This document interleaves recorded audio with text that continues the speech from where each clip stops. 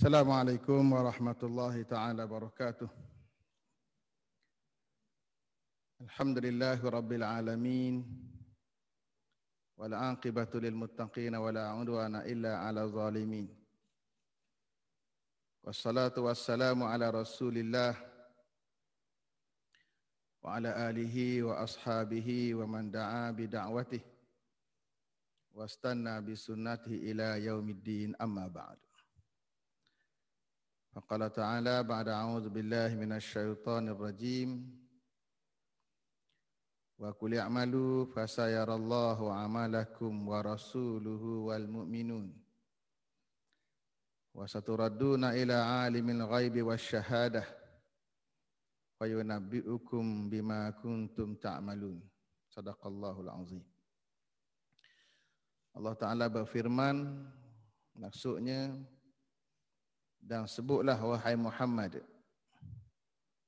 kepada umat kamu, bekerjalah kamu semua. Pasti nanti segala kerja buat kamu itu diperhatikan oleh Allah, Rasulnya dan juga orang-orang yang beriman.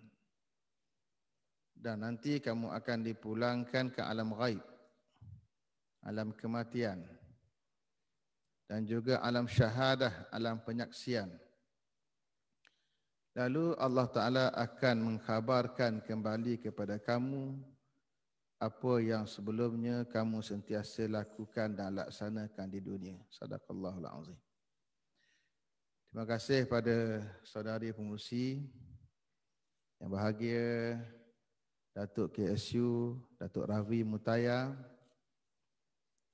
yang bahagia timbalan-timbalan Ketua Setiausaha, Saudara Toisin, Saudara Zaidi, ketua-ketua pegawai eksekutif dan ketua-ketua pengarah agensi, Dr. Parvez, Tuan punya bangunan yang kita pinjam pada hari ini, Yang Hormat Datuk Dr. Zairosani, LGM, yang bahagia Tuan Khairuddin Makrani, MTIB, yang bahagia Cik Mukhtar Suhaili daripada MTC, kemudian siapa lagi? Tuan Yong daripada MTCC, kemudian MRC Mr. Brandon, masih hadir ya? Ada ya?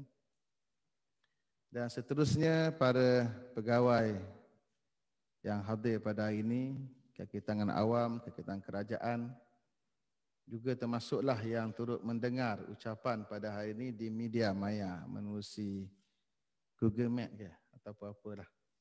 Alhamdulillah.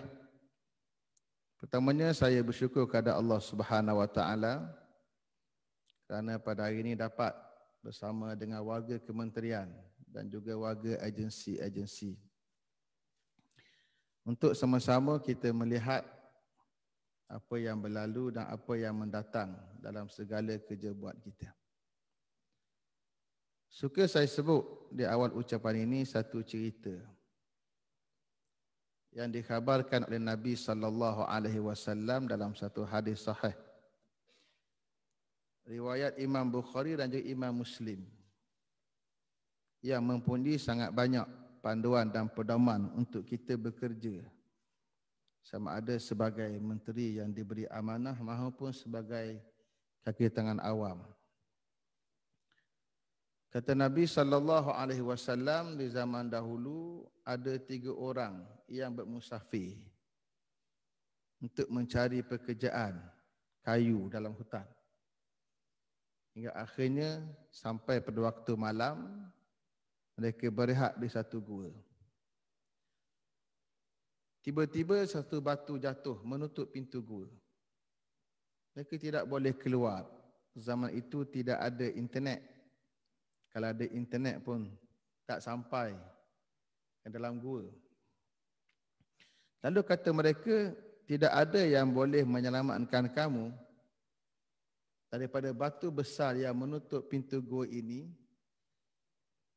illa antad'ullaha bisalih a'malikum, melainkan kamu hanya boleh berdoa kepada Allah Ta'ala dengan amalan salah yang kamu ada.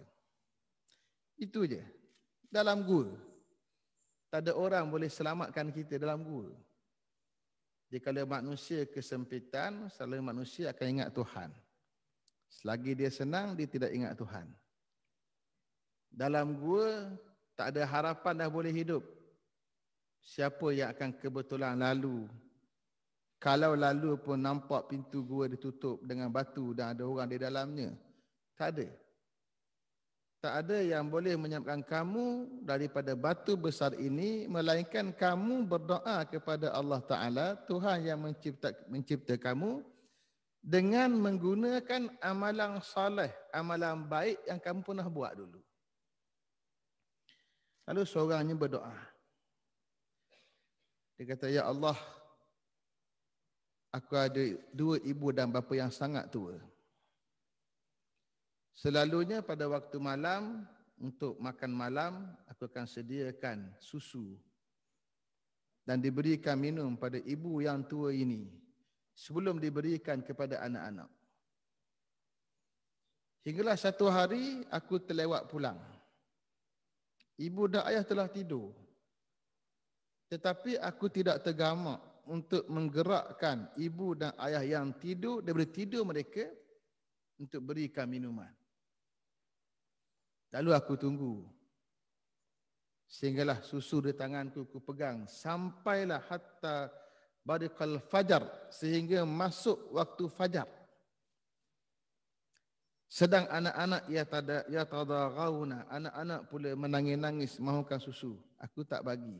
Kenapa nak beri pada mak dan ayah dulu? Hinggalah mak ayah aku sedar dari tidur, aku berikan susu. Barulah aku berikan kepada anak-anak aku.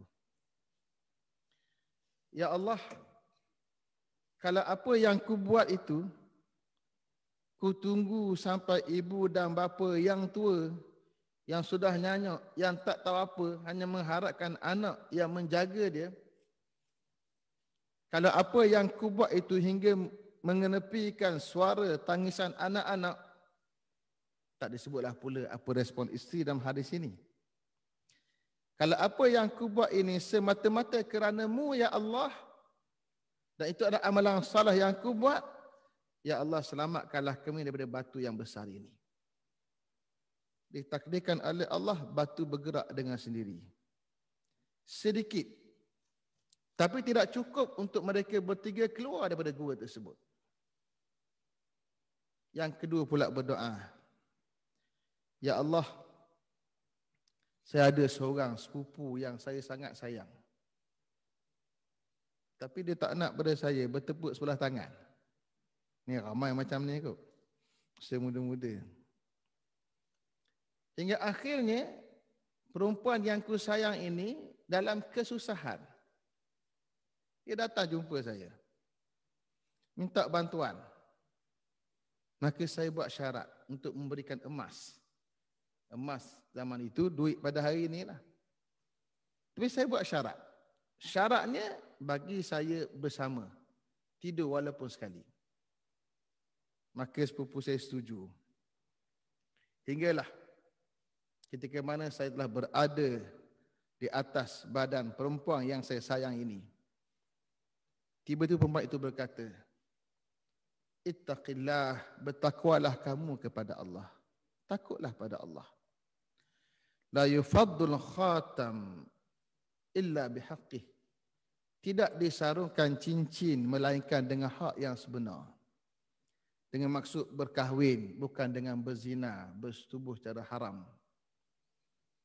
Bila aku mendengar ungkapan ittaqillah, takutlah kamu pada Allah, aku segera bangkit meninggalkan perempuan itu, sedangkan ialah perempuan yang paling aku sayang. Dan ku tinggalkan emas yang ku memberikan untuk dia.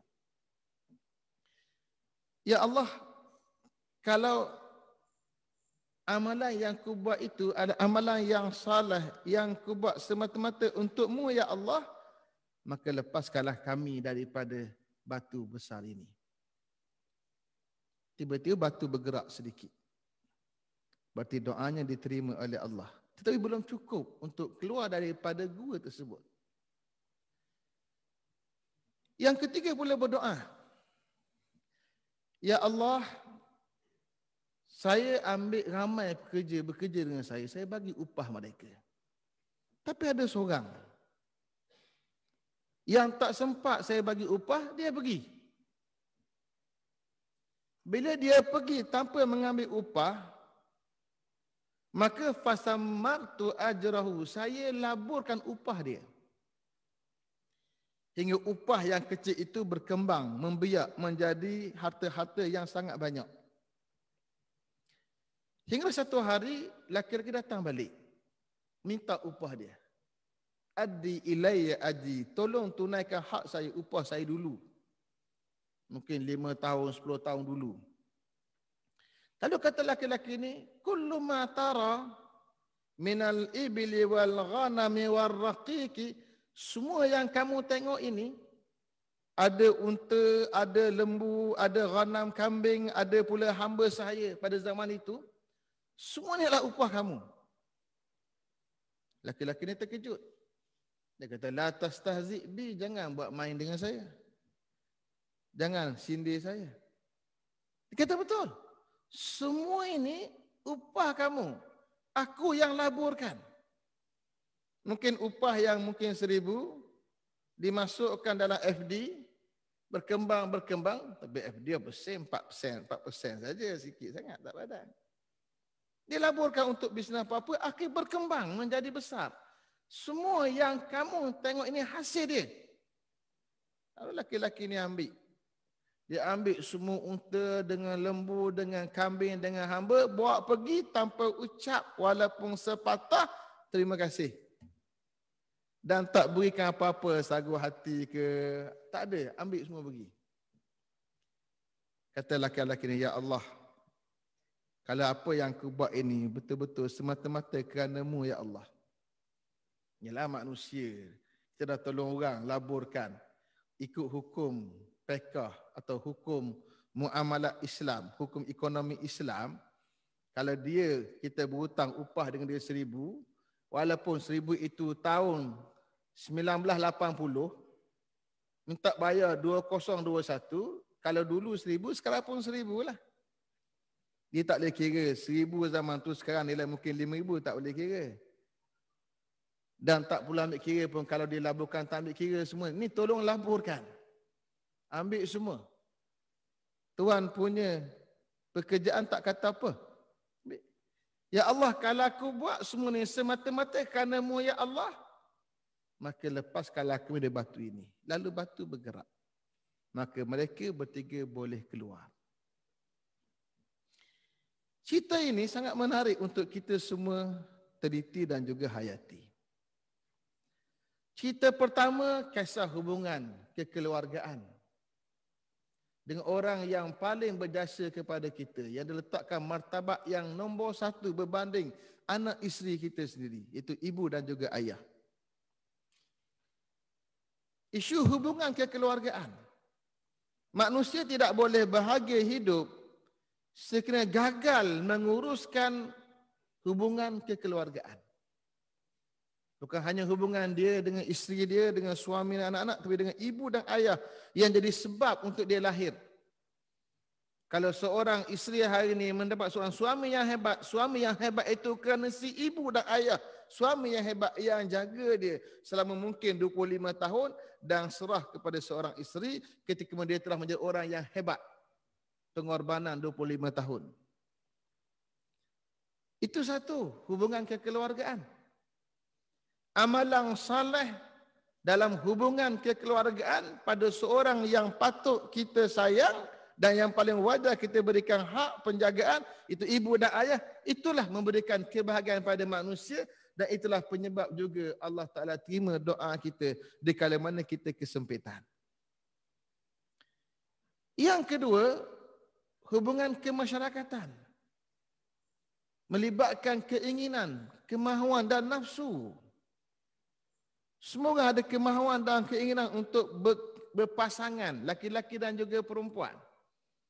Melainkan yang dah mati segala-galanya. Seorang perempuan mahukan laki-laki, laki mahukan perempuan, keinginan. Itu keinginan melibatkan nafsu syahwat. keinginan untuk jadi kaya, keinginan untuk senang, keinginan yang macam-macam yang ada pada semua orang. Tapi bila keinginan itu mampu dikawal, bukan dikerak, dikawal, disusun, diatur dengan cara yang betul, mengikut kaedah yang benar, menerusi perkahwinan yang sah, menerusi kaedah mengambil duit yang betul, bukan cara yang haram, maka urusan itu menjadi sebab juga untuk kita mendapat kebahagiaan dan jadi sebab untuk kita mendapat doa yang diterima oleh Allah di kala kita kesempitan. Yang ketiga pula, cerita muamalat ekonomi. Urusan yang menghasilkan benda, yang membesarkan, mengembangkan kewangan. Cerita seorang majikan dengan pekerja, seorang ketua dengan anak buah, seorang bos dengan pekerja-pekerja di bawah jagaan dia. Ketua-ketua pengarah, ketua-ketua pegawai eksekutif, Datuk KSU dan 2 timbalan, menteri dengan semua para pegawai di bawahnya, dan sesiapa sahaja. Bagaimana sifat prihatin dan kasihan belas kepada tuan punya hak yang patut mendapat hak. Hak gaji, hak allowance, hak kebendaan hasil pekerjaan dia. Walaupun telah berlalu masa yang sangat panjang, mungkin 10, 20 tahun, kita kekal menjadi hak dia. Tapi di sana ada satu lagi benda namanya ihsan, kasihan belas, yang menyebabkan hak yang kecil diberikan besar. Maka urusan yang seumpama itu juga menjadi sebab kebahagiaan hidup manusia dan juga menjadi sebab untuk Allah Ta'ala terima doa kita di kala mana kita kesempitan. Itu dia cerita daripada Nabi kita Muhammad sallallahu alaihi wasallam untuk pengajaran kita semua, dan saya yakin banyak lagi pengajaran yang tuan-tuan dan puan-puan boleh hayati balik nanti bila sampai ke rumah masing-masing, renung hadis dan cerita yang saya sampaikan tadi, insya-Allah. Itu sebagai mukadimah ucapan pada hari ini. Saya tak ada teks yang disediakan untuk ucapan. Jadi saya cakap spontan je lah. Apa yang boleh saya sampaikan sebagai amanat yang dinamakan amanat tahun 2021. Hari ini 9 Mac. Semalam 8 Mac, setiap tahun saya akan merayakan untuk diri sendirilah hari di mana saya Viva PhD tahun 2010. 8 Mac 2010, hari yang sama isteri saya melahirkan anak. Ketika sedang Viva, bertarung dengan 2-3 examiner, isteri bertarung di bilik bedah melahirkan anak. 8 hari bulan 3 2010. Kurang 11 tahun yang lalu. 9 hari bulan Mac tahun lalu mengangkat sumpah. Ditakdirkan oleh Allah menjadi menteri dan hari ini cukup setahun. Setahun dengan amanah yang diberikan oleh rakyat, diberikan oleh Perdana Menteri Kerajaan, Ketua Kerajaan, dan juga amanah daripada Allah Subhanahu Wa Taala. Amanah ini besar, yang tak mampu ditanggung oleh seorang, perlu ditanggung secara bersama, secara jama'i. Dalam satu hadis menarik, kisah sahabat mengadu pada Nabi, "Ya Rasulullah, inna na'kul wa la nashba." Kami ni makan tapi tak kenyang-kenyang. Makan banyak tapi tak pernah kenyang. Kenapa ya Rasulullah? Saya rasa soalan ini pun akan banyak dirasai, ditanya oleh kita semua. Makan tak kenyang. Pagi tadi makan nasi dah, nasi lemak. Pukul 10, 11 lapar pula. Pukul 12 makan nasi tengah hari nanti, pukul 3 lapar pula. Kenapa kami makan tapi tak kenyang ya Rasulullah?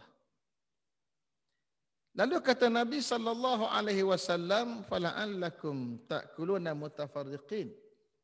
Barangkali sebab kamu ni makan secara berasingan, makan seorang-seorang. Dapat rezeki makan seorang. Dapat rezeki dia tak kongsi dengan orang lain. Dia tak kongsi dengan isteri, dengan anak isteri, dengan keluarga, dengan adik-beradik, sepupu, sepapak, jiran, tetangga. Dia tak kongsi. Dia makan seorang. Dalam konteks tadi, pergi kenduri dimakan seorang, tak makan beramai-ramai. Lalu kata Nabi SAW, "Fashtami'u ala ta'amikum." Berhimpunlah ketika makan. Makan ramai-ramai. Yubarak lakum fi, pasti diberi keberkatan. Dengan maksud, nak kenyang jangan makan seorang. Begitulah kaedah dalam pekerjaan. Tak ada kerja yang boleh buat seorang diri. Kerja kena dibuat secara jama'i, beramai-ramai. Sama ada menteri dengan pada pegawai di bawahnya berbincang, sama ada ketua pegawai eksekutif, ketua pengarah sebagainya berbincang dengan anak buahnya, kerja musyawarah. Tak boleh buat seorang diri. Dan tak ada orang yang boleh dakwa sebab dialah semua benda itu berjaya dan sebagainya. Tidak. Kerana kita semua. Alhamdulillah. Setahun berlalu, Malaysia prihatin. Itu slogan yang digunakan oleh kerajaan hari ini. Untuk sektor komoditi, walaupun kita berhadapan dengan ujian yang besar, COVID-19, COVID-19, tetapi kita masih lagi mampu maju ke hadapan yang saya selalu sebut, barangkali inilah yang disebut oleh pepatah Inggeris, blessing in disguise.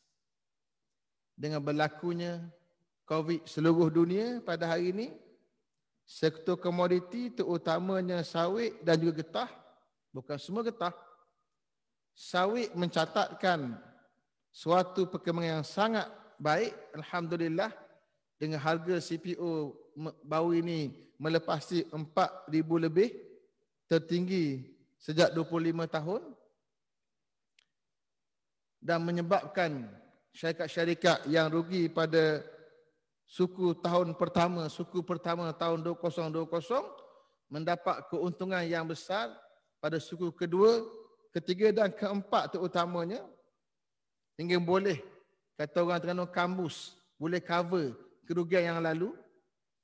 Dan hinggalah hari ini nilai ekspor untuk sektor komoditi sawit sahaja, untuk nilai ekspor 2020 angka yang sangat besar, 72 bilion berbanding tahun lepas 63 bilion. Alhamdulillah.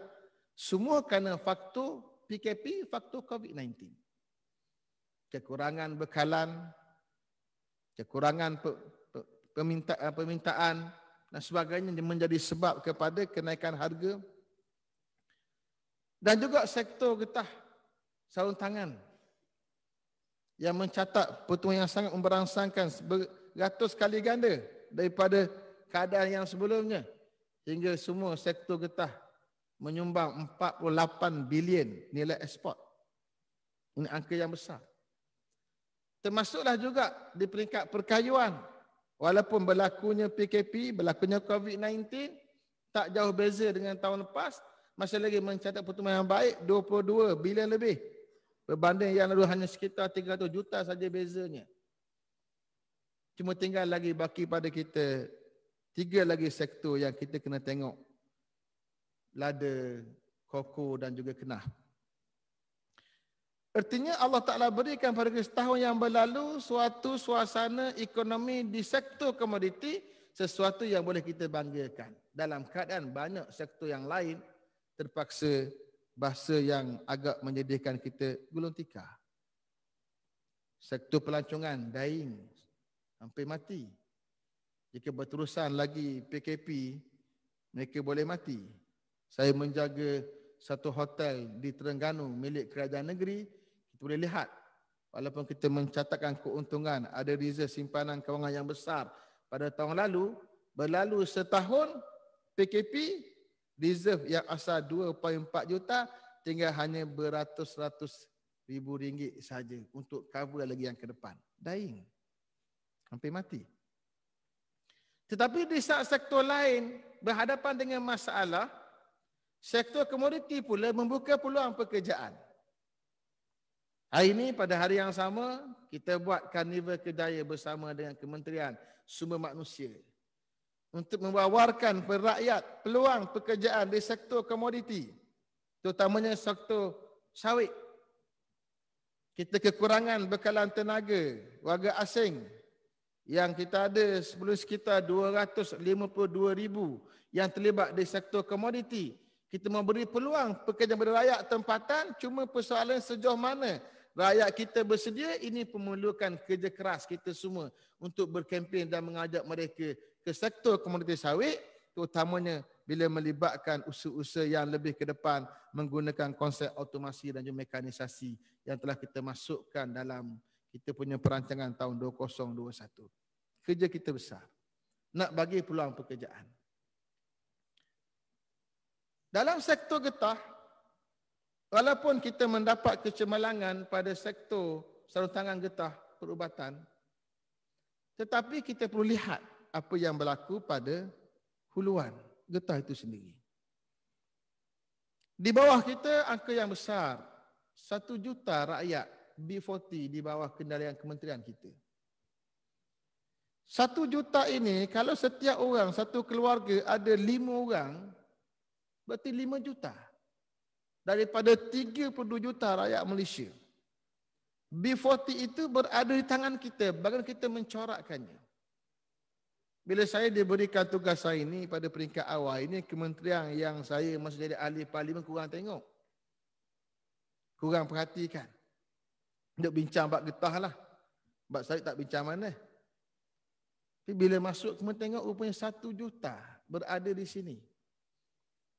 Mana 1 juta ini kalau kita gagal di dekat kementerian menguruskan mereka, gagallah negara kita. Kemiskinan akan makin berkembang. Apatah lagi di saat hari ini, kerana faktor PKP, faktor COVID-19, 700,000 rakyat Malaysia kehilangan pekerjaan, sedang menganggur. Dengan 700,000 yang sedang menganggur, ditambah yang sedia ada di tangan kita, B40 seramai hampir 1 juta, alhamdulillah sektor sawit kita boleh bergembira hari ini. Daripada RM300 BTS buah tanam segar di ladang, hari ini sekitar RM800 ke atas. Alhamdulillah, tersenyumlah ibu dan orang tua kita di kampung untuk sawit. Tapi getah masih lagi belum tersenyum. Walaupun dalam sebulan ini harga dah makin naik untuk harga kaplam RM2.8, RM2.9, baru ni RM3.6, tapi belum cukup. Alhamdulillah, menerusi LGM di bawah Datuk Dr. Zairul Sani, kita lancarkan 2 projek besar untuk kita bawa ke peringkat huluan, untuk kita transformasi pengeluaran getah negara yang saya namakan sebagai target. Satunya untuk kita membesarkan lagi saiz pengeluaran latex. Yang sebelum ini kita hanya membekalkan 5% sahaja daripada keseluruhan latex yang digunakan untuk sektor sarung tangan getah perubatan. Mana sarung tangan getah, ia memberi pulangan besar pada negara.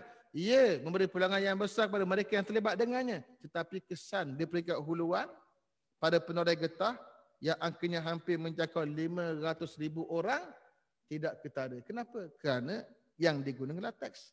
Rakyat kita buat latex. Maka kita berkempen dengan projek baru kita, koridor latex Pantai Timur atau koridor latex Timur, Pantai Timur lah.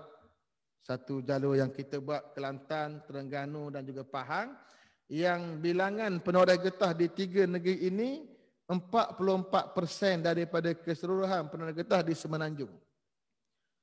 Untuk kita cuba catch up, menyumbang kepada latex yang boleh digunakan untuk negara kita, untuk sektor sarung tangan getah tadi. Satu. Yang kedua, yang sedang kita gerakkan dan saya harap ia berjalan dengan segera dan cepat, iaitu untuk membesarkan saiz pengeluaran getah krip yang boleh menambah nilai kepada pendapatan pada penoreh getah yang hanya sebelum ni menjual getah kaplam dengan harga RM2.5, RM2.6 1 kilo, dengan sebab projek getah krip yang kita akan buat menerusi koperasi boleh menambahkan pendapatan mereka di ladang dan juga menambah pendapatan menerusi koperasi, menerusi dividen. Itu projek yang kita buat. Harapannya kita boleh bantu huluan getah pada penoreh getah untuk maju selangkah.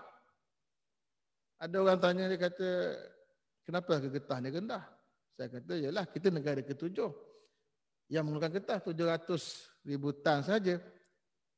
Tetapi bagi negara lain seperti Thailand, seperti Indonesia, seperti Papua New Guinea, dengan negara yang mengeluarkan getah lebih banyak daripada kita, bagi rakyat negara mereka harga RM2.5 per kg dengan 50 kg getah kering, PGK, apa nama istilah dia panggil itu, KGK, kadar getah kering. Dengan harga itu sudah cukup untuk rakyat negara mereka hidup. Kerana faktor kos hidup yang rendah. Tapi RM2.5 untuk getah kap lam kita, untuk rakyat mesti tak cukup makan. Kenapa? Kerana kos hidup yang berbeza berbanding dengan Thailand, Indonesia dan juga Vietnam. Maka kerja kita besar untuk bantu. Dan selalu saya sebut pada Datuk Dr. Zairosani perkara ini untuk kita segerakan dan kita fikir lagi apa dia yang boleh kita buat untuk rakyat B40 penuai getah di bawah tanggungjawab kita ini. Di sektor perkayuan, sektor yang maju di bidang perabot, kita telah cuba untuk bina dan bantu satu sektor yang kecil tetapi ramai pemainnya di kalangan orang-orang Melayu Bumiputera, iaitu ukiran. Satu seni yang ada pada kita yang tak ada pada orang lain. Yang saya sebut kepada KP, Ketua Pengarah MTIB, Cik Khairuddin selalu, inilah sektor yang boleh memberi nilai tambah. Satu kayu yang mungkin berharga RM1,000 dengan sebab ukiran yang cantik, tradisi, bersifat tradisional, boleh menambah nilai hingga RM3,000 ke RM4,000. Bila kita matchkan dengan perabot dan sebagainya, alhamdulillah, kita dalam tempoh setahun ini, kita berjaya untuk merancang satu projek di Besut. Kenapa Besut, Ustaz? Negeri Ustaz ya? Tak, sebab negeri saya. Kerana kebetulan di Besut itulah tokoh-tokoh ukir yang terkenal dan telah dinobatkan namanya oleh negara kita berada, dilahirkan di situ. Dan kita berjaya dalam projek terkini yang kita laksanakan untuk membina satu pusat perkayuan di Besut, fokus kepada melahirkan orang-orang baru di bidang perkayuan, di bidang industri ukiran, dan juga untuk melahirkan, mengeluarkan banyak lagi hasil-hasil ukiran yang boleh menambahkan lagi pendapatan negara, bukan hanya untuk dalam negara, tapi juga untuk ekspor keluar negara, insya-Allah. Itu di bidang perkayuan yang kita buat. Tetapi kerja kita besar lagi di bidang perkayuan ini. Isu melibatkan bahan mentah yang tidak cukup. Alhamdulillah kita berjaya pada tahun ini berkempen, akhirnya kita diberikan peruntukan 500 juta untuk 5 tahun projek PPLH, Program Pembangunan Ladang Hutan. Yang sebelum ini dilancarkan PPLH 1.0 untuk tempoh 15 tahun 1.048 bilion. Tapi kali ini untuk 5 tahun saja 500 juta diperuntukkan. Sebagai itu cara kita membekalkan kayu kepada sektor perkayuan untuk jangka masa panjang agar sektor perkayuan terus maju ke hadapan, insya-Allah. Jadi bila saya masukkan dalam Facebook saya tentang sektor perkayuan, akan ada suruh nakal tanya, balak lagi. Dia nampak bila kayu balaklah. Dia tak nampak kayu itu sebagai adalah kayu getah. Dan kita menerusi LGM pun, kita ada projek getah kelun dan dijadikan getah kelun sebahagian projek besar dalam PPLH hingga saya difahamkan 90% PPLH untuk 1.0 adalah untuk ditanam pokok getah kelun. Dan kita harapkan juga benda yang sama untuk PPLH 2 ini. Di samping kita boleh keluarkan hasil lateks daripada getah kelun tadi juga nanti satu hari dipotong menjadi sebagai bahan kayu. Itu kejayaan yang kita boleh sebut pada hari ini. Di sektor lada, yang terkenalnya lada Sarawak. Saya sebut banyak kali kepada Puan Kana terutamanya yang jaga 3 sektor. Dan juga kepada mereka yang terlibat dengan lada. Bukan hanya Sarawak yang kita mahukan. Kita mahu satu negeri yang dulunya terkenal juga dengan lada, tapi entah faktor apa menjadi sebab hingga akhir lada bukan lagi menjadi menjadi suatu industri yang besar, itu negeri Johor. Kita mau kembalikan semula kegemilangan Johor dalam bidang penanaman lada. Walaupun kita tahu hari ini Malaysia jauh terkebelakang dalam bab lada ini, yang masukkan Vietnam jauh mendahului kita, dan dulu mereka tak ada apa-apa pun berkaitan lada ini. Kita mau kembalikan balik. Bagaimana caranya? Idea telah ada, rancangan telah dibuat. Yang kita mahu ialah pada pegawai yang jaga bahagian lada ini dan juga ketua pengarah lada untuk tengok lagi apa yang kita boleh buat. Di samping membesarkan lagi saiz penanaman di seluruh negara. Kita telah ada sedikit di Terengganu, di Kelantan pun ada dibuat di Loji dan sebagainya. Yang saya mahu untuk kita besarkan lagi saiz penanaman, kan dia akan bantu rakyat di akar umbi, di kampung-kampung untuk mereka mendapat sedikit lebihan pendapatan. Koko juga yang masyhur kita hanya mengisar koko. Penanamannya tak ramai yang minat lagi untuk menanam koko. Kenapa? Kerana mungkin harganya yang tidak tinggi dan mungkin dulu koko yang dah ditebang kerana dibuat ladang sawit di Sabah dulunya. Kita mahu semarakkan balik. Dan terkini, alhamdulillah, melalui perbincangan di peringkat lembaga koko, kita insya-Allah akan umumkan terdekat minggu depan, tak silap saya, Koko Village, satu perkampungan koko di kawasan orang-orang asal, orang-orang asli di Kuala Lipis, insya-Allah. Dan kita harap ia menjadi nukleus pemangkin untuk sektor koko ini mendapat perhatian rakyat kita. Bukan hanya untuk di Kuala Lumpur, bahkan juga di negeri-negeri yang lain. Ada 4 tempat yang kita cadangkan. Dibuat lagi Koko Village di Perak. Kemudian 2 lagi, saya lupa di mana. 4 tempat yang dicadangkan oleh lembaga koko kepada saya. Dengan harapan untuk projek kita di Pahang ini, bukan hanya untuk penanaman koko, tapi juga industri hiliran koko, dan juga dalam masa yang sama menjadi sebagai satu tempat pelancongan koko untuk turisme. Kita harap dapat menambah nilai kepada sektor koko, insya-Allah. Kemudian kenaf. Kenaf ni saya sebut sebagai future commodity. Besar harapan saya pada kenaf. Dan saya yakin kenaf boleh berkembang maju dengan kita mengambil. Sebenarnya kenaf ni ramai lagi yang tak kenal. Saya bimbang ada warga kementerian kita pun ada yang tak kenal ni kenaf. Kalau ada yang tak kenal, tolong buka Facebook ini, buka internet ini, cek apa dia kenal. Takut ada yang tak tahu. Mana tahu orang sawit kata tak ada kaitan dengan saya pun kenal. Getah kata aku tak ada kaitan juga, apakah awak tak tahu lah ke? Kita mahu kenaf dikenali seantero Malaysia kita ini, rakyat kenal apa itu kenaf, dan saya tengok prospeknya sangat besar. Kerana pokok ini kalau kita ambil projek kita yang kita buat di Pahang, kampung Mercung Pahang, tanaman padi yang dibuat satu musim padi, satu musim kenaf. Kalau kenaf boleh bergerak seiring dengan padi, semusim kenaf, dan semusim kenaf boleh memberi pendapatan 5,000 per hektar kepada para penanam kenaf, penanam padi ini, ia satu income yang tidak kecil. 1 hektar 5,000 untuk 4 bulan, 2 hektar 10,000. Berarti kenaf boleh menjadi nilai tambah pendapatan kepada mereka yang terlibat dalam bidang penanam padi.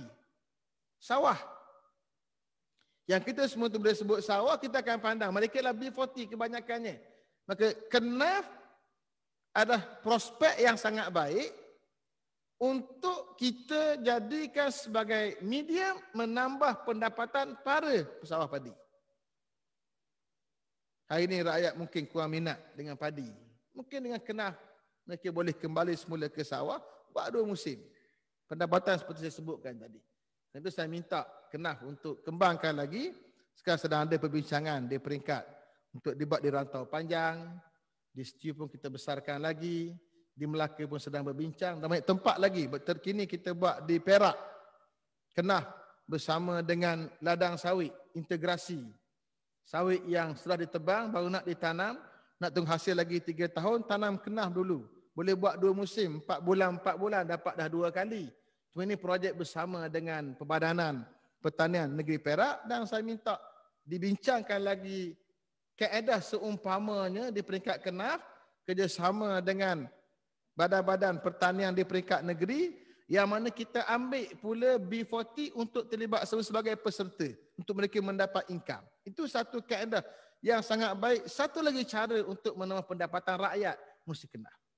Maka KNAF saya akan berikan tumpuan yang lebih sedikit kerana ia boleh menambah pendapatan. Artinya kalau kita lihat semua sektor yang kita ada di bawah kementerian perusahaan perdagangan komoditi, kita ada komoditi yang telah berdaya maju, jauh ke hadapan. Kita ada komoditi yang perlu kita bangkit, kita bangunkan, kita bina. Dan semuanya kalau kita buat dengan baik dan elok, saya yakin bahawa satu hari nanti kementerian kita boleh menjadi penyumbang utama ekonomi bagi negara kita, insya-Allah. Itu harapan saya. Dalam keadaan sekarang pun, alhamdulillah pada musim PKP ini pun, kita sektor yang membesar berbanding oil and gas yang makin menurun sekarang. Kalau dulu oil and gas yang ke depan, hari ini kita mula ke depan. Dan hari ini saya yakin ramai mula bercakap tentang komoditi ini.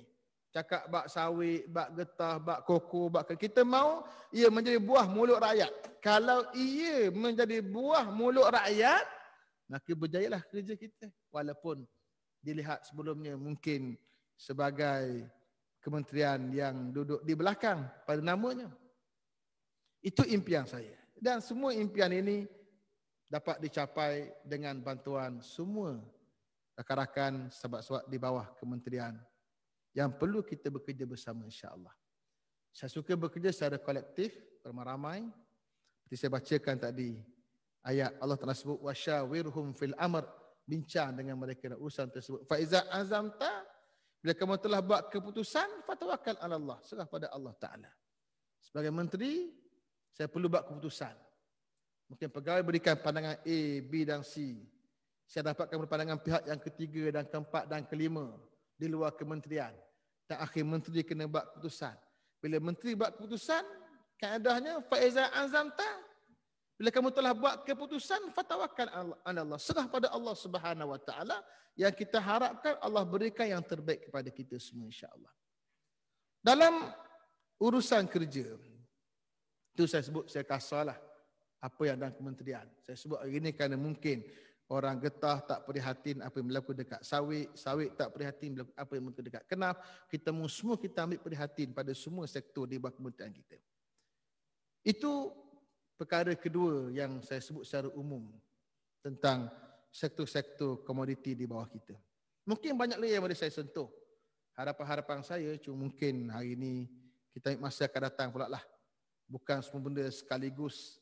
Tak boleh sekaligus. Nanti dia jadi overload. Kalau kita tuang air dalam tin tu, bila terlebih dia keluar, melimpah keluar. Tak guna juga. Dia kena adat-adat. Dia ceramah tak boleh panjang, cakap tak boleh panjang. Paling panjang pun sejam ni, dekat sejam dah ni. Saya tahu dah saya kaki ceramah. Ceramah ni kalau beri pentas macam ni, saya boleh ceramah 4 jam tanpa henti. Yang tak tahan dengarnya, kamu semualah. Nanti muntah. 4 jam tanpa henti tu rekod saya berceramah. 4 jam tanpa henti. Berdiri macam ni. Kaki ceramah. Kata orang Terengganu lambat boleh copong, dia kata. Boleh mic ni siap. Copong dia panggil. Baik. Poin yang ketiga yang saya nak sebut ialah tentang etika kerja. Besar harapan saya agar kementerian kita dinampakkan sebagai kementerian terbaik dari sudut auditnya, integritinya, ketelusannya. Kalau kita biasa sebut perkataan good governance, amalan tadbir urus baik, saya suka menyebut God governance yang saya terjemah sebagai amalan tadbir urus Rabbani atau ketuhanan. Good governance satu istilah yang digunakan pakai seluruh dunia. Tapi saya suka masukkan nilai ketuhanan. Lepas tu ada orang kritik saya bila kita isytihar, kita umumkan sawit anugerah Tuhan. Dia kata asal orang Pah ni mesti Tuhan. Bukan orang Pah. Orang Malaysia. Kerana rukun negara kita ialah kepercayaan kepada Tuhan. Itu rukun yang pertama kita.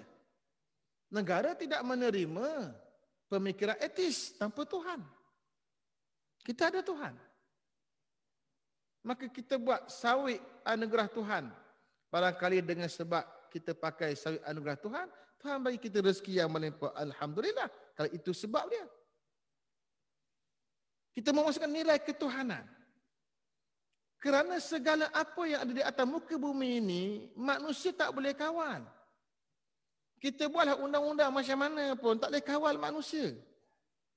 Tak itulah kita sentiasa pindah undang-undang. Sepanjang tempoh saya menjadi ahli parlimen dari tahun 2013, banyak mana undang-undang yang terpaksa kita tambah baik.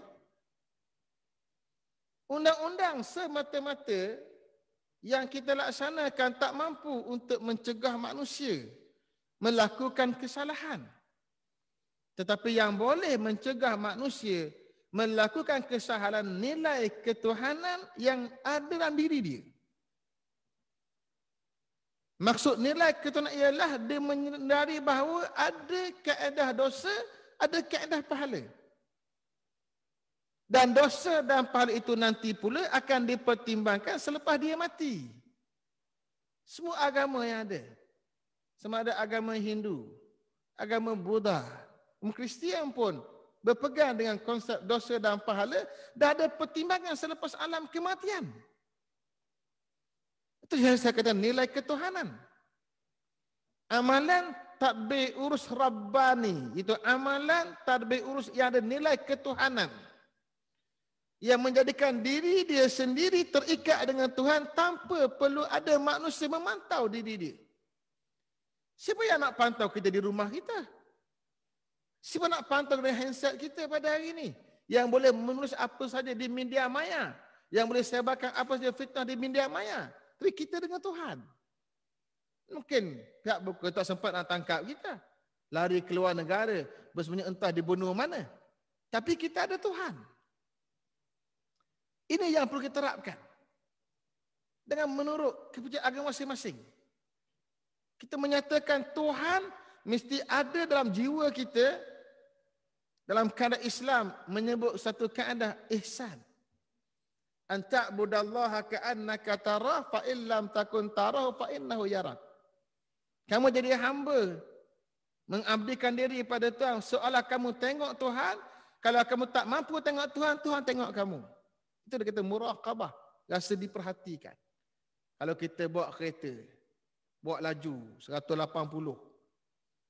Nampak je orang bagi api selalu. Sebab apa? Tahu dia polis kat depan. Orang tak bagi api, terlanggar apa namanya yang kamera berjalan, Allah terlanggar dah, kena dah. Terberang kepala dah habis RM300. Takut dengan ada penguatkuasaan saja. Itu yang bila buat Roblox tu, polis duk cegak je. Punyalah takut semua seluruh kereta belakang. Kelang kabut, tarik apa namanya tali pinggang, keledar lah, semua kelang kabut. Yang tak ada lesen confirm kau nak balik. Takut. Bila ada penguatkuasa. Yang kita nak bukan tunggu ada penguatkuasa. Itu saya sebut kepada Datuk KSU. Datuk saya kata, di awal saya masuk. Masa tu belum Datuk lagi, Mr. Ravi. Tanah Datuk Ravi. Okay. Saya kata Datuk, kalau ada pegawai saya di bawah pejabat menteri yang jumpa Datuk melobi apa-apa projek, tolong bagi tahu saya. Saya tidak mahu ada pegawai saya yang terlibat dengan apa projek dalam kementerian. Sepanjang saya menjadi menteri di sini. Nak kaya, keluar dari pejabat saya, jadi ahli perniagaan, masuk tender yang ada, minta projek mencari yang ada, tak apa. Bukan dengan menjadi pegawai saya, boleh mendapat peluang projek dan sebagainya. Tidak, itu bukan cara saya. Kenapa? Saya mau menjadi contoh kepada semua para pegawai. Bagaimana kita diberikan amanah menjadi pegawai kerajaan, menjadi menteri bukan tempatnya. Di mana kita menjadi penentu keputusan untuk mengambil ruang dan peluang melibatkan keduniaan. Bukan itu tempat dia. Nak kaya bukan jadi menteri, jadi orang yang berniaga. Saya masuk politik selepas saya dah masuk alam perniagaan. Nak kaya, duduk di alam perniagaan. Boleh pendapatan 80,000 sebulan, 100,000 sebulan, 200,000 sebulan. Bergantung pada kerja buat yang kita buat. Itu jadi ahli perniagaan. Nak jadi orang politik, bukan tempat jadi kaya. Politik tempat buang duit pada rakyat. Itu orang politik. Kalau orang politik membina kekayaan dengan sebab politik, ini bukan orang politik, ini animal politik. Politik binatang. Nak jadi kaya, bukan jadi pegawai kerajaan. Jadi ahli perniagaan. Berhenti kerja, letak jawatan, jadi ahli perniagaan. Kita diberi gaji oleh kerajaan, yang pendapatan yang ada. Kalau tidak ada SPRM yang boleh pantau kita, tapi kita ada Tuhan yang pantau kita. Itu yang dikatakan amalan tak berurus Rabbani. Amalan tak berketuhanan. Dah jadi pegawai, bukan pegawai kerajaan, dah berhenti, silalah. Nak bina kekayaan selepas pada itu, tapi tidak. Ketika mana kita menjadi pegawai kerajaan, gaji kita dapat, kita yang buat keputusan untuk menentukan si A, si B dan si C mendapat apa-apa yang patut dia dapat, maka berhati-hatilah dengan duit yang kita mungkin dapat, yang tidak diberi keberkatan oleh Allah Ta'ala. Kita mungkin kaya, tapi kaya kita tak beri berkat pada anak isteri kita. Anak-anak, isteri-isteri yang ada, tak ada keberkatan. Buat apa? Ini saya ingat peringatan untuk semua. 3 benda, atau paling tidak 2 benda yang kita kena ada. Satunya, ikhlas. Ikhlas ni maknanya, kalau kita ada air yang kotor, kita pasang penapis. Air yang kotor jadi bersih. Perlakuan tindakan kita letak penapis hingga air yang kotor jadi bersih, itu ikhlas. Ikhlasnya kita dengan Tuhan. Kita buat betul-betul kerana nak dapat redha Allah Ta'ala. Hadis yang saya baca di awal tadi, nak ajar kita mendapat redha Allah dalam semua pekerjaan kita. Saya mahu, dengan sebab saya jadi menteri, yang entah bila akan habis, tamat tempoh tak tahu lagi ni. Politik yang tak pasti bila. Mungkin bulan 8 kot berakhir, mungkin awal lagi tak tahulah. Selagi saya diberi amanah, pegang kementerian ini, sehingga bulan 8 ke, atau lebih awal lagi ke, atau selepas itu lagi ke, selagi saya menteri, yang saya mahu dengan jawatan menteri ini, saya boleh kumpul pahala yang banyak dengan Allah Ta'ala. Itu yang saya mahu. Sebanyak mungkin. Kerana ruangnya ada. Kerana kita bertugas untuk rakyat. Kalau kita jadi orang kampung, mungkin kecil biasa kita. Dan sebab kementerian jadi menteri, boleh buat dasar itu, boleh buat dasar ini. Dasar yang menguntungkan rakyat. Yang mungkin bila buat dasar itu ada orang yang tak suka. Itu biasa. Itu adat perjuangan. Tapi kita nak buat pahala sebanyak mungkin. Menerusi pejawatan yang kita ada sebagai pegawai kerajaan. Itu yang jadi misi kita. Itu namanya ikhlas. Yang kedua, ihsan. Ihsan maknanya buat comel, buat molek. Hasan makna molek. Ihsan buat molek, buat comel. Dalam Islam, Nabi ajar faiza zabahtum fa ahsinuz zibah. Kalau kamu menyembelih, maka perelokkan sembelihan. Sembelihan ni kira benda paling beratlah. Nak bagi mati nyawa, hilang nyawa. Nak sembelih binatang untuk dimakan, mesti disembelih cara terbaik. Terbaik macam mana? Pisau pastikan betul-betul tajam. Jangan pisau nak potong lembu, nak potong leher biri-biri, kata orang Terengganu, tupu gelenyeh. Duk kek, tak betul-betul. Kesian kat binatang. Pisau yang tajam sekali ditekan, terus mati. Memancut darah keluar. Yang tidak mengazabkan binatang. Itu konsep ihsan dalam bab sembelihan. Maknanya dalam pekerjaan kita buat hak paling comel kita boleh buat. Kullun ya'malu ala syakilati. Setiap orang bertugas pada syakilah acuan masing-masing. Yang jadi driver, cara driver, yang jadi petugas awam pejabat, jadi petugas am pejabat, yang jadi pegawai. Setiap orang ada acuan kerja masing-masing dan dia boleh buat yang terbaik di acuan kerja masing-masing. Itu ihsan. Dan ihsan inilah nanti yang akan disebut oleh ramai orang. Bila kita telah berakhir tugasan kita di kementerian, sebagai menteri ke, sebagai pegawai ke, bila kita dah habis dah. Masa kita duduk di atas ni ramai orang puji kita. Saya rasa ramai boleh sedari perkara ni. Kita jadi orang besar. Jadi menteri, jadi ketua pegawai eksekutif, jadi KP, jadi KSU, jadi pegawai tinggi setiausaha bahagian. Masa kita ada jawatan, ramailah mari. Yang jacknya, yang pujinya. Dia jack ni sebab kereta terbalik. Tahu jack kereta terbalik? Jack, tahu jack kan? Itulah yang tekan bagi tayar naik. Ni dia jack sebab kereta terbalik. Terlampau jack. Nabi kata pada sahabat, qata' ta'unuqa sahibi. Kamu ni potong tengkuk kawan kamu sendiri. Terkejut dia, kenapa? Kamu puji berlebihan. Bila puji berlebihan, tu qata' ta'unuqa sahibi. Kamu potong tengkuk dia sendiri. Dia syok. Itu tidak mau budaya itu. Budaya jack. Budaya puja. Budaya puji melampau. Yang dia tak buat pun. Dia seronok, senyum. Padahal dia tak buat pun benda tu. Masa kita berjawab, pujilah kita. Tapi bila tak ada jawatan, keji kita. Yang kita nak, hari ini dia puji kita. Lepas kita tak ada jawatan, dia puji kita. Sebab apa? Sebab kita buat benda elok, benda comel, benda yang boleh diwarisi, dirasi nikmat oleh ramai orang, dikuasai oleh rakyat. Itu yang kita mahu. Kalau itulah yang kita letak sepanjang keberadaan kita di kementerian ini, sama ada saya sebagai menteri, tuan-tuan sebagai pegawai kementerian awam, saya yakin kita boleh keluar dari kementerian dengan penuh gembira dan kita boleh berbahagia hidup kita insya-Allah. Sangat itulah sahaja amanat yang boleh saya sampaikan walaupun mungkin tidak menyeluruh, mudah-mudahan menjadi panduan kita bersama, hasrat kita bersama untuk pastikan kementerian ini kementerian yang terbaik dalam kerangka kerajaan Malaysia Prihatin insya-Allah. Wallahu taala alam.